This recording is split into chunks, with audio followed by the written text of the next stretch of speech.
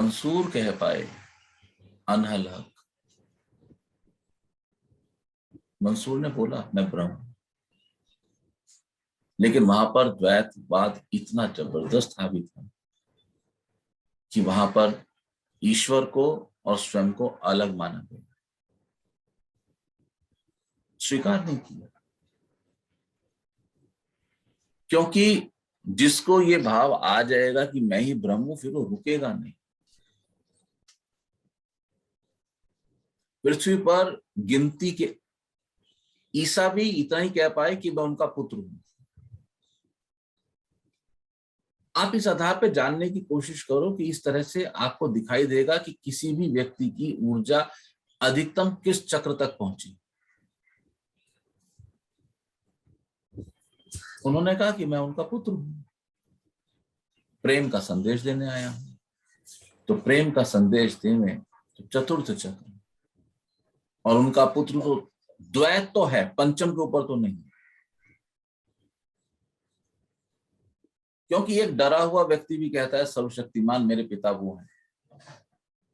संभावना है कि ईसा की ऊर्जा द्वितीय डर के चक्र पर ही रह गई हो, जिसकी संभावना है, क्योंकि उनकी मृत्यु डर से ही हुई थी। क्योंकि उनके भीतर का डर उनके कुछ साथियों के सामने प्रकट हुआ और उन्होंने शिकायत करी कि ये ईसा इसको पकड़ लो। उनके दोस्तों ने, उनका मित्र था जिसने उनको पकड़वाया। तो मित्र पकड़वा दे तो इसका अर्थ एक चीज तो स्पष्ट है कि प्रेम की तो कमी थी। क्योंकि प्रेम होगा जब मेरे भीतर, तो वो सामने वाले में भी प्रकट होगा मेरा प्रेम।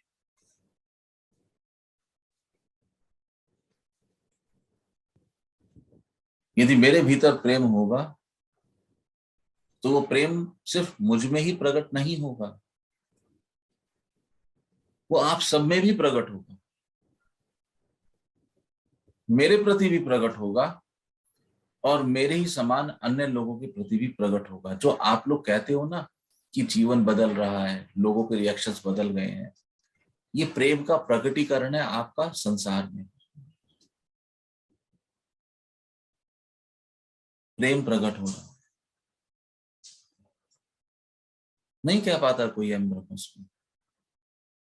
लेकिन ख्याल करना कि ये अवधारणा है हमारे शास्त्र में अहम ब्रह्मस्मि। किसने कहा नहीं पता। आप देखो शास्त्र पे नाम छपा होगा, ये उन संत ने लिखा है, ये उन संत ने लिखा है, उन ऋषिवर ने लिखा है, उन मुनियों ने इसकी खोज करी। लेकिन अहम ब्रह्मस्मि किसने लिखा वेद में ये नहीं पता, क्योंकि जो लिखने वाला था वो खट से बस लिख गया अहम ब्रह्मस्मि। उसको ये भाव ही नहीं रहा कि हमें नाम भी लिखना होगा, उसको भाव ही नहीं है सर। क्योंकि जो अनुभव कर रहा है, जो कह रहा है, जो लिख रहा है, जहां से अनुभव हो रहा है, जिनके लिए लिखा जा रहा है, वो सब एक ही तो है, अलग थोड़ी ना है। तो नाम की आवश्यकता नहीं है। नाम सबसे बड़ा द्वैत है, नाम सबसे बड़ा अहंकार है।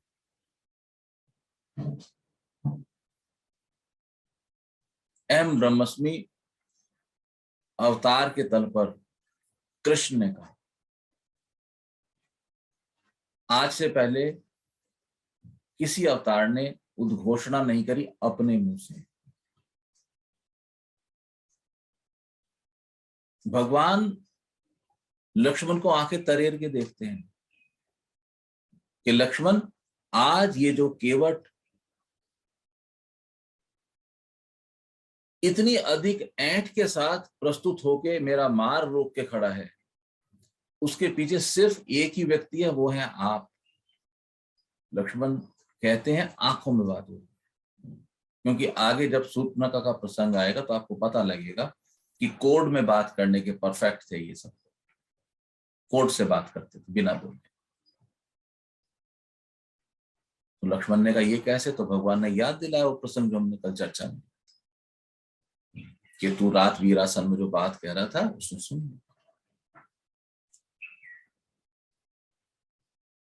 भगवान नहीं कहना चाहते अहम ब्रह्मस्मि,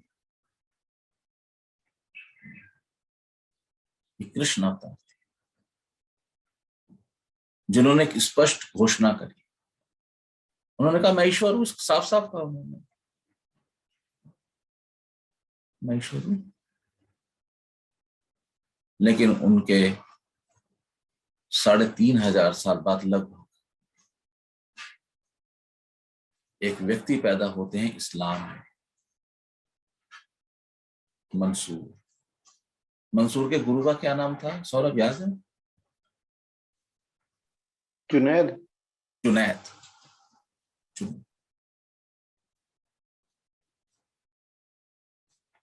और ध्यान साधना करते करते मंसूर को इस बात का भान हो गया कि मैं ही ईश्वर हूं, और उसने इसकी घोषणा कर दी कि मैं ही ईश्वर, अनहद। लेकिन क्योंकि ये मत अति द्वैतवाद पर टिका हुआ, अति द्वैत, तो अति द्वैत को मानने वाले यदि अद्वैत की घोषणा आएगी तो उसको स्वीकार नहीं करेंगे। और ये मूल भेद समझना इस्लाम में और सनातन में, ये मूल भेद है कि सनातन मूल रूप से अद्वैत है। आप सनातन के किसी बालक से भी पूछेंगे तो बोलेगा नहीं ईश्वर मैं तो एक ही, यहाँ पे दो दिखाई दे, फाइनल तो आत्मा वहीं विलीन हो जाएगी। किसी को भी बात करें, ये मूल तत्व, जो मूल भेद है इस्लाम और सनातन। लेकिन यदि आप इस्लाम की बात करेंगे तो वो कहेंगे कि एक दिन आएगा जब सब आत्माएं मिलेंगी और उनका हिसाब होगा, अर्थात तब तक द्वैत में रहना पड़ेगा। तो एक विचार जिसके मूल में सिर्फ और सिर्फ द्वैतवाद है, वहां का कोई संत घोषणा करे उसके विपरीत अवस्था की तो उसका विरोध हो।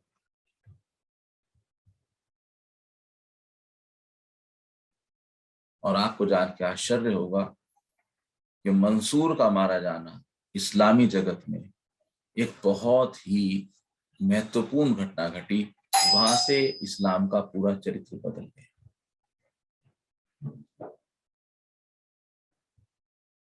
यदि मंसूर को स्वीकार कर लिया जाता तो जो सूफी बात था इस्लाम में वो अद्भुत सुंदर था। फिर उसके बाद कोई और उस मार्ग पर आगे नहीं बढ़ सका, रास्ते रोक दिए गए। और उसकी परिणति जो 1001 साल में आज आपको दिखाई दे रही है, उसके बीज तब बोए गए थे।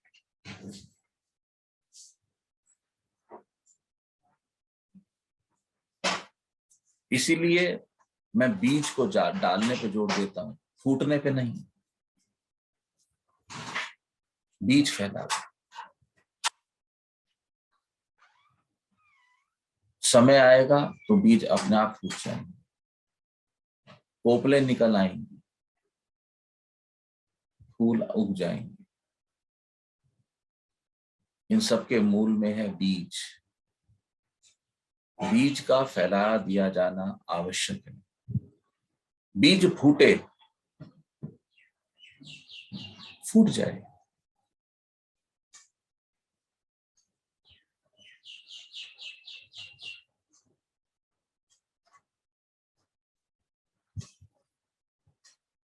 अद्वैत के तल पर ये जानना कि शरीर और आत्मा एक ही है,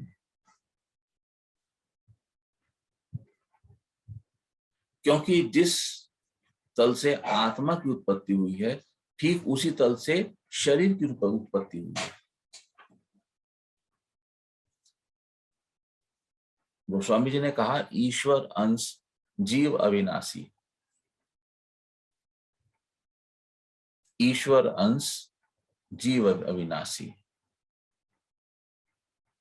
ईश्वर का अंश है जीव, ऐसा तो नहीं कहा ईश्वर अंश आत्मा अविनाशी। आत्मा और शरीर का जब सम्मिश्रण होगा तो जीव का निर्माण। कह सकते थे ना, ईश्वर अंश आत्म आत्मा विनाशी, जीव अविनाशी। इस शरीर का विनाश मेरी समझ के तल से हो रहा है। इस शरीर का विनाश सृष्टि की, प्रकृति के तल से नहीं हो रहा है। सृष्टि के तल से तो इस शरीर ने अपना रूप परिवर्तित किया। आज मैं जिस चीज का भोग कर रहा हूं, कल मैं उसी चीज को बढ़ाने वाला हो रहा हूं। आज वनस्पति के रूप में आज इस शरीर के रूप में मैं जिन वनस्पतियों का भोग कर रहा हूं, कल को मेरी मृत्यु हो जाएगी, शरीर राख बन जाएगा। राख बना के शरीर को खेतों में डाल दिया जाएगा। उस खेतों के माध्यम से वो मिट्टी से पोषण प्राप्त करेंगे वनस्पति, और उनमें अधिक दाने लगेंगे। आप देखिए चक्र कितनी सहजता से चल रहा है। ये एक साइकिल है जो चले जा रही है। आप देखिए कल मैं जिस चीज का भोग कर रहा था शरीर के रूप में, आज मिट्टी के रूप में मैं उसी को जीवन देने वाला हूं। ईश्वरीय सत्ता, ईश्वरीय चक्र यही तो है। वो स्वयं ही हमें जन्म भी दे रहा है और वो स्वयं ही हमारा भोग भी कर रहा है, हमें नष्ट भी कर रहा है।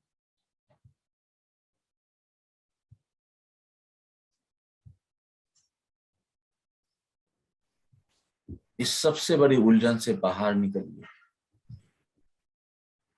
मैं जानता हूं ये स्वीकार करना मुश्किल है, तो आप स्वीकार मत करिए इस बात को, मनन कीजिए, चिंतन करें इस बात को, क्या ऐसा है? बोलो ज्ञान स्वरूप। गुरुजी, विज्ञान के हिसाब से भी अगर हम देखें तो हमारे शरीर में ट्रिलियंस ऑफ सेल्स हैं और उन सेल्स में से बिलियंस ऑफ सेल्स डेली मृत्यु को प्राप्त होते हैं और नए बन जाते हैं।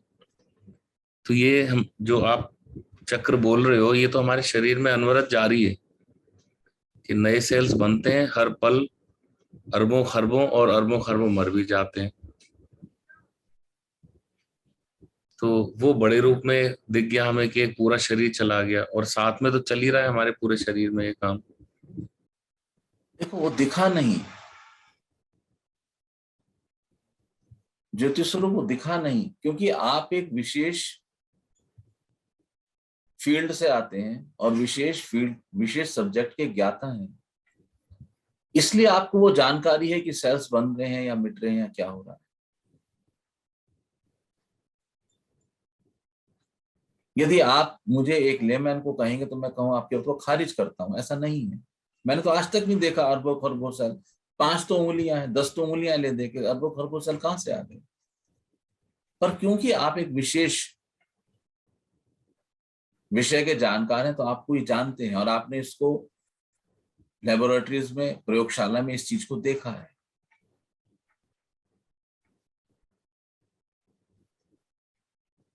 इसी तरह से जीवन चक्र को समग्रता में समझना बहुत आवश्यक है। जब आप जीवन चक्र को समग्रता से देखते हैं तब आपके ख्याल में आता है कि शरीर जो है वो फॉर्म बदल रहा है, वो नष्ट नहीं हो रहा है, एक अवस्था से दूसरी अवस्था का परिवर्तन हो रहा है।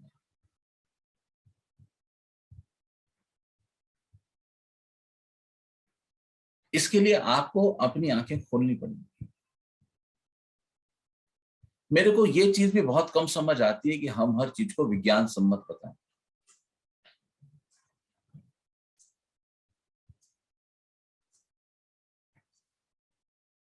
विज्ञान और अध्यात्म में मूलभूत भेद है।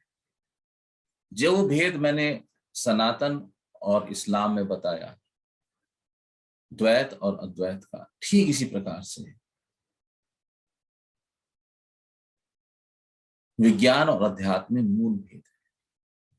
क्या भेद है वो समझो। जो हो चुका है विज्ञान उसको अनफोल्ड कर देने में सक्षम है।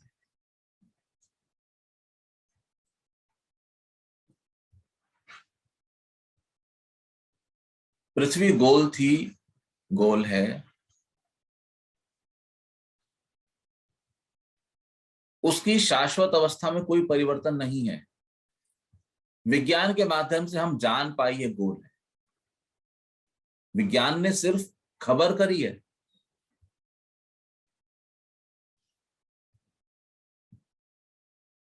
सूर्य पे कुछ एक्टिविटीज हो रही हैं जिस वजह से ऊर्जा आती है, वो शाश्वत और सत्य है।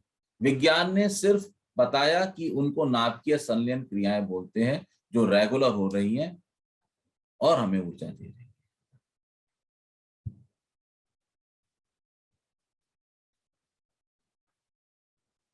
मिट्टी में बहुत सारे तत्व ऑलरेडी मौजूद हैं।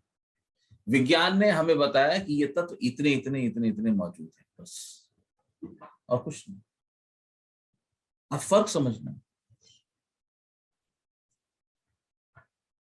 जो विज्ञानशील व्यक्ति होते हैं वो मेरी इस बात को बिल्कुल स्वीकार नहीं करते, तो मैं चुप हो जाता हूं, क्योंकि मेरा आशय किसी को बहस करना नहीं है। और ऐसा भी नहीं है कि किसी के मत को खराब बता के कोई और मत प्रतिष्ठित करना है। जो हो गया विज्ञान उसमें पारंगत है, विज्ञान का योगदान, ऐसी बात नहीं है। विज्ञान का योगदान संसार के तरफ है। आप और संसार द्वैत। अध्यात्म आपकी बात करेगा, अध्यात्म अतीत की बात नहीं करता। विज्ञान जो इस समय चल रहा है अतीत की बात लेके भविष्य का निर्माण करेगा। आपको अतीत और भविष्य की अवस्थाओं से निकालकर वर्तमान में प्रतिष्ठापित करने का नाम अध्यात्म।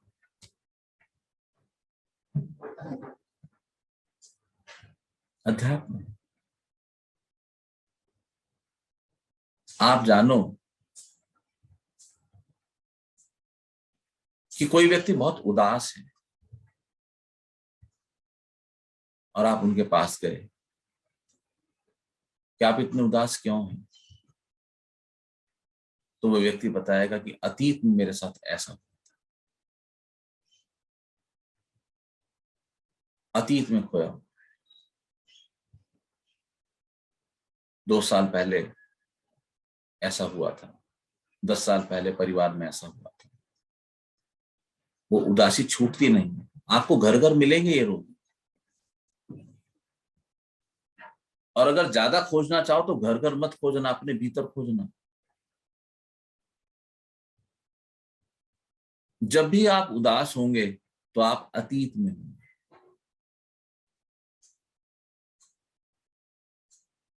कोई भी व्यक्ति यदि आपको उदास मिले तो वो अतीत में जी रहा है, तो आप उसको कहते कि नहीं आप ऐसा मत सोचो, गलत कर रहे हो, वो सोचेगा। आप उसको उसके अतीत से बाहर निकालने की चेष्टा करो तो आप पाएंगे कि अतीत से बाहर निकलते ही ऑटोमेटिकली उस व्यक्ति की उदासी समाप्त होती जा रही है। जितनी गति से वो अपने अतीत से बाहर आएगा, ठीक उतनी ही गति से ये गति डायरेक्टली प्रोपोर्शनेट होगी।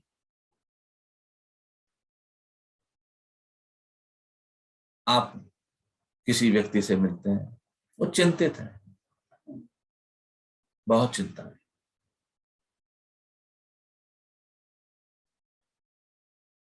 तो आपको पता होना चाहिए वो व्यक्ति अपने भविष्य में डोल रहा है। बीमारी हो गई तो क्या हुआ, मेडिक्लेम ले लेता हूं, बच्चों की पढ़ाई कैसी होगी, घर का खर्चा कैसे चलेगा, मकान कैसे होगा, मैं स्वस्थ रह पाऊंगा या नहीं रह पाऊंगा। सारी चिंताएं भविष्य की।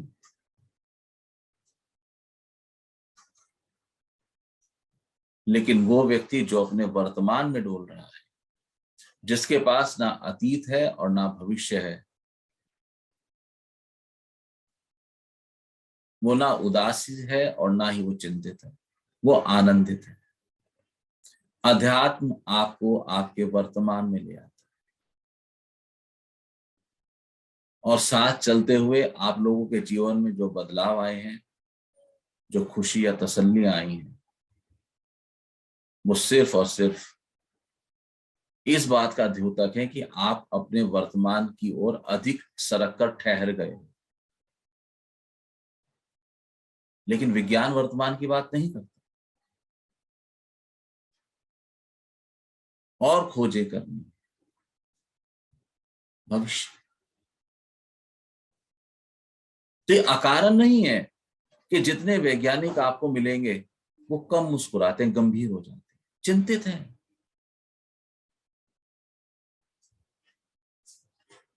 चिंता मग्न है और खोज करते हैं। जीवन छूटता है उनके हाथ से। मुझे अवसर मिला एक वैज्ञानिक का पास्ट लाइफ रिग्रेशन का सेशन लेने। मेरे लिए यह अद्भुत अवसर था और मुझे पूरी शंका थी कि मैं इनको नहीं ले जा पाऊं।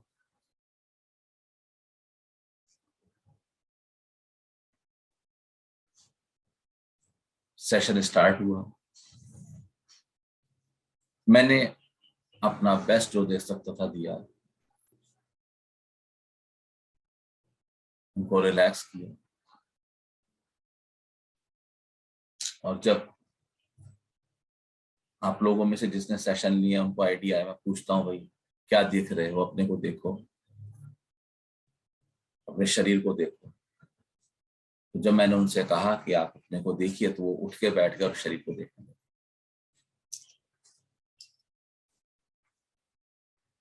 ये अद्भुत अनुभव। वैज्ञानिक बुद्धि बहुत तेज है क्योंकि उसको भविष्य की चिंता है।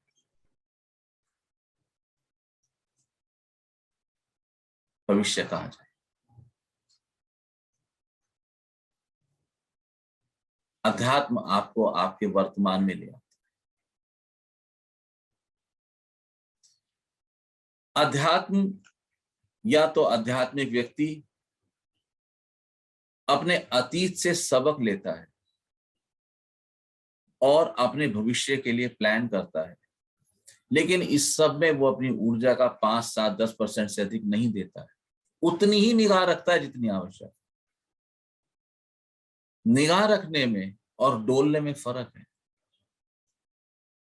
अंतर है। डोलने में तो आप पूरे के पूरे ही शिफ्ट हो गए, डिसलोकेशन, परफेक्ट डिसलोकेशन।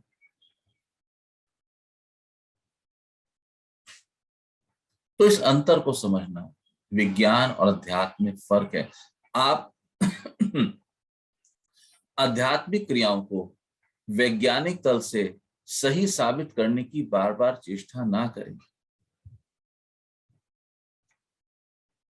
अध्यात्म को विज्ञान के तल पे साबित करना अध्यात्म के साथ अन्याय है।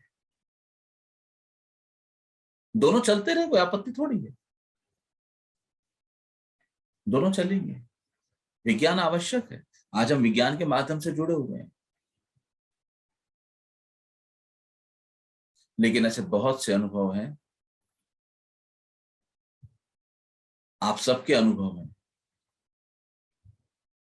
जहां आप लोग महसूस करते हैं कि जुड़ने के लिए, कम्युनिकेशन के लिए विज्ञान के अतिरिक्त अध्यात्म भी एक माध्यम है। मेरे एक दोस्त हैं विजेंद्र, आप लोग मिले थे जब हमने हयात में सेशन किया था, वो आए थे अपनी पत्नी के साथ। मैं उनको पिछले 2 दिन से याद करता था, उनका कल फोन आ गया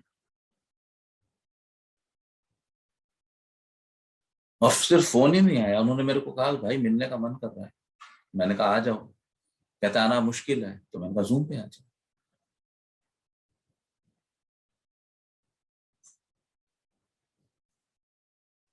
अध्यात्म के तल को देखिए, लेकिन फिर भी विज्ञान के हम आभारी कि उन्होंने बताया कि इतनी कोशिकाएं लगातार बन रही हैं और बिगड़ रही हैं, लगातार ये जीवन मरण का चक्र चला। वो कहाँ जाती है कोशिकाएं मर के, कहाँ जाती है यदि वो मर रही हैं? यानी कि वो अन्य कोशिकाओं के लिए कुछ फूड का काम कर रही हैं, कुछ तो होगा, या तो फिर पसीने के रूप में शरीर से बाहर निकल रही है, बैलेंस रेसिड्यू, कुछ तो हो रहा है, इस अवस्था परिवर्तन तो हो रही है। तो शरीर के तल पे जिस दिन ये शरीर मरेगा उस दिन इसकी अवस्था परिवर्तन होगी।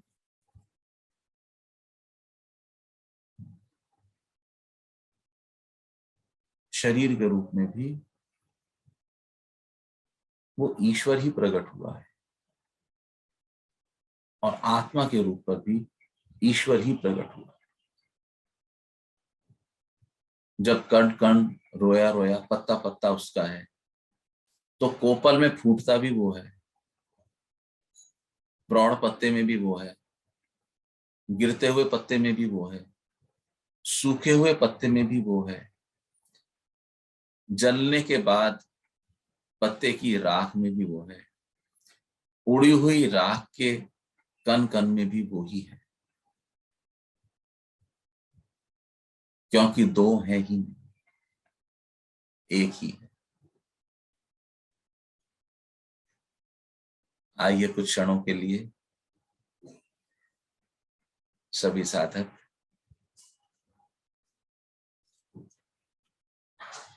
मौन का अवलंबन करेंगे।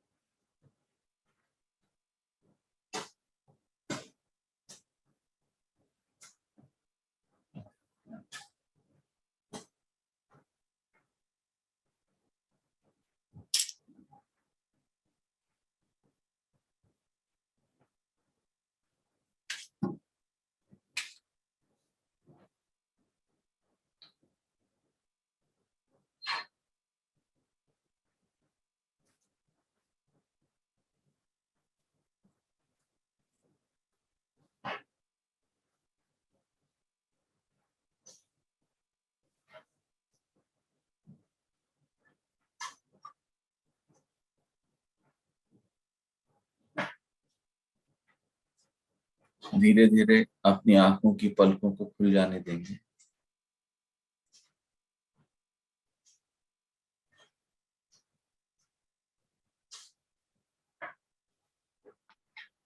अपने चारों ओर देखिए,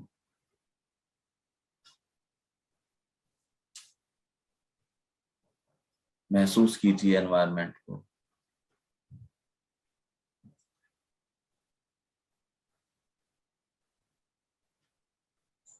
लंबा गहरा श्वास लीजिए।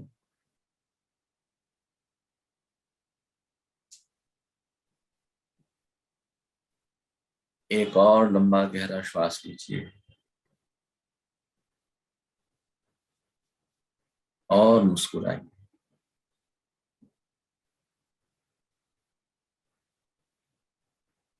इस पल के आनंद को महसूस कीजिए।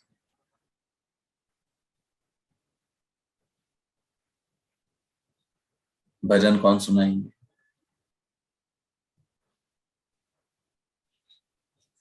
ज्योति स्वरूप ज्ञान महोत्सव।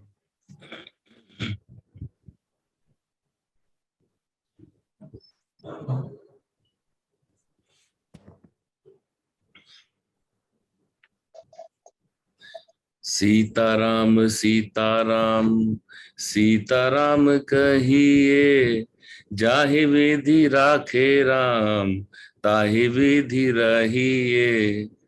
सीताराम सीताराम सीताराम कहिए, जाहि विधि राखे राम ताहि विधि रहिए। मुख में हो राम नाम, राम सेवा हाथ में। मुख में हो राम नाम, राम सेवा हाथ में। तू अकेला नाही प्यारे, राम तेरे साथ में। फिर विधि का विधान जान, हानि लाभ सहिए। जाहि विधि राखे राम ताहि विधि रहिए। सीताराम सीताराम सीताराम कहिए, जाहि विधि राखे राम ताहि विधि रहिए। किया अभिमान तो फिर मान नहीं पाएगा। किया अभिमान तो फिर मान नहीं पाएगा। होगा प्यारे वही जो श्री राम जी को भाएगा। फिर फल आशा त्याग शुभ काम करते रहिए। जाहि विधि राखे राम ताहि विधि रहिए। जिंदगी की डोर सौंप हाथ दीनानाथ के। जिंदगी की डोर सौंप हाथ दीनानाथ के। महलों में राखे चाहे झोपड़ी में वास दे। धन्यवाद निर्विवाद राम राम कहिए। जाहि विधि राखे राम ताहि विधि रहिए। आशा एक राम जी से दूजी आशा छोड़ दे। आशा एक राम जी से दूजी आशा छोड़ दे। नाता एक राम जी से दूजा नाता तोड़ दे। साधु संग राम रंग अंग अंग रंगिए। काम रस त्याग प्यारे राम रस पगिए। सीताराम सीताराम सीताराम कहिए, जाहि विधि राखे राम ताहि विधि रहिए।